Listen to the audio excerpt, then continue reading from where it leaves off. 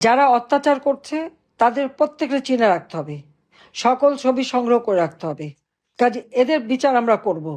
আজকে বাংলাদেশের জনগণের ভোটের অধিকার ছিনিয়ে নিয়েছে, নির্বাচন নামে একটা প্রহসন করতে যাচ্ছে। এটা কিসের নির্বাচন হবে, যেখানে আওয়ামী লীগের প্রায় 50%ই তো আমাদের ভোট।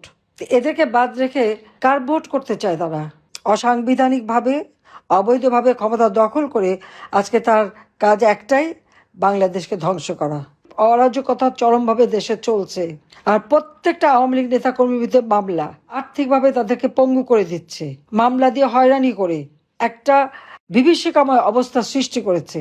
প্রকাশ্য দিবালোকে কুপিয়ে কুপিয়ে মানুষ হত্যা করা, হাতে অস্ত্র নিয়ে, লাঠিসোঁটা নিয়ে, সেই প্রধান বিচারপতি থেকে শুরু করে চিফ জাস্টিস থেকে শুরু করে সবাইকে হামলা করে তাদেরকে পদত্যাগ করিয়ে সব জায়গায় দলীয় লোক বসানো।